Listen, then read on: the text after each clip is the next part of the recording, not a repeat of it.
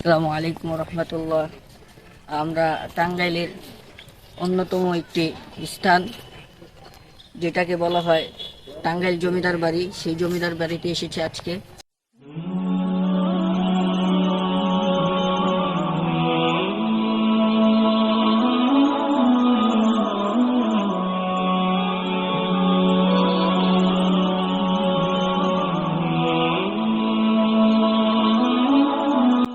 Hello viewers, আসসালামু আলাইকুম। আপনারা যারা নবাব বাড়িতে আসতে চান, আপনারা ঢাকা মহাখালী থেকে বাসে করে আপনারা চলে আসতে পারেন ধনবাড়ী উপজেলা।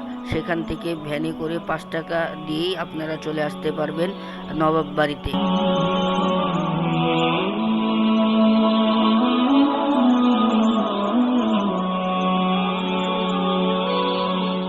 আসসালামু আলাইকুম রহমতুল্লাহ। আমরা টাঙ্গাইলের অন্যতম একটি স্থান, যেটাকে বলা হয় টাঙ্গাইল জমিদার বাড়ি, সেই জমিদার বাড়িতে এসেছি আজকে।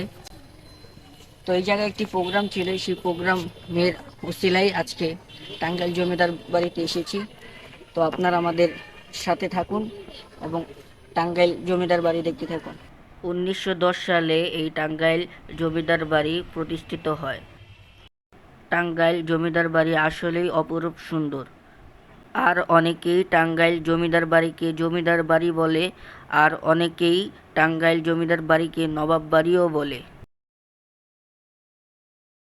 টাঙ্গাইলের মানুষদের থেকে শোনা গিয়েছে যে এই জায়গায় নাকি জিনের জিনের আবহাওয়া আছে। আর যে জায়গায় জিনের আবহাওয়া থাকবে সেই জায়গায় আপনারা দোয়া পড়বেন। যদি দোয়া পড়েন, দোয়া পড়ার কারণে জিন থেকে আপনারা, জিন ভূত পিচাস থেকে আপনারা বাঁচতে পারবেন। দোয়াটা কি? দোয়াটা হচ্ছে আয়াতুল কুরসি পড়তে পারেন, তারপর সকাল সন্ধ্যার দোয়া পড়তে পারেন, বিসমিল্লাহিল্লাযী লা ইয়াদুররু মা ইসমিহি শাইউন ফিল আরদি ওয়ালা ফিস সামাই ওয়া হুয়াস সামিউল আলিম, এই দোয়াটা পড়তে পারেন। আর দেখুন, প্রায় টাঙ্গাইলে জমিদার বাড়ি।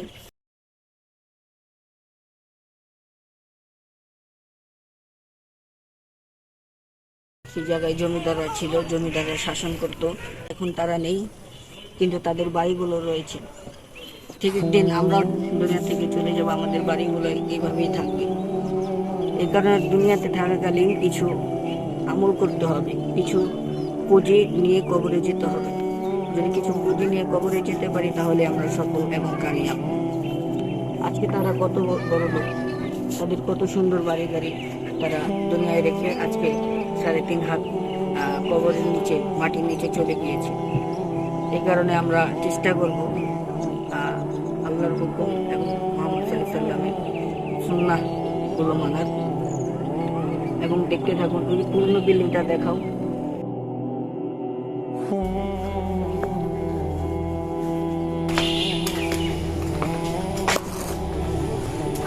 জমিদারদের ছবিগুলো দেখা যাচ্ছে মনে হয়, জমিদারদের আসবাবপত্র দেখা যাচ্ছে।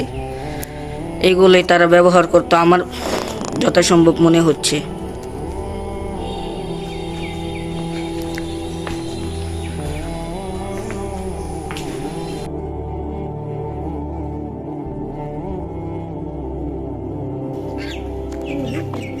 ও ওই জায়গায় মনে হয় ফাঁসি দিত অফিস কক্ষ। এটা হচ্ছে জমিদার বাড়ির অফিস কক্ষ ছিল, যখন জমিদাররা বাস করত। আমাদের এখনকার জমানায় যেরকম অফিস ছিল, ঠিক তেমনিভাবে আগের দিনে এটাই ছিল অফিস। এবং এটা কি ছিল এটা বলতে পারছি না, এটার নাম লেখা নেই।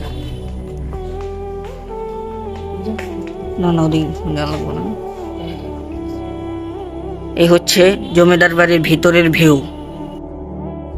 আজানের কারণে আমরা মসজিদে নামাজ পড়ার জন্য চলে এসেছি। আমার কাছে বিশেষ করে নবাব বাড়ি থেকে নবাব বাড়ি মসজিদটা বেশি ভালো লেগেছে। আর আপনাদের কাছে কোনটা বেশি ভালো লেগেছে অবশ্যই কমেন্ট করে জানাবেন।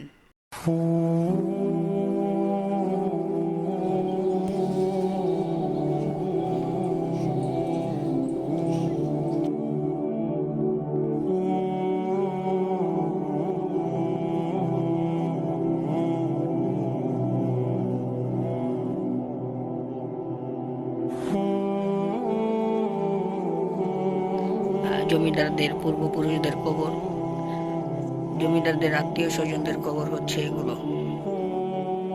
আর দুনিয়ার বিষয়টা হচ্ছে, আপনি যত বড় লোকই হন না কেন, আর আপনি রাজা বাদশাহ হলেও যখন আপনার মৃত্যুর ডাক চলে আসবে, তখন ঠিকই অন্ধকার কবরে চলে যেতে হবে। এই কারণে আসুন আমরা নামাজ পড়ি, আল্লাহর ইবাদতগুলো করি। তো এই পর্যন্তই আজকের ভিডিওটি ভালো লাগলে লাইক, কমেন্ট, শেয়ার এবং সাবস্ক্রাইব করে দিবেন। আসসালামু আলাইকুম ওয়া রাহমাতুল্লাহি ওয়া বারাকাতুহু।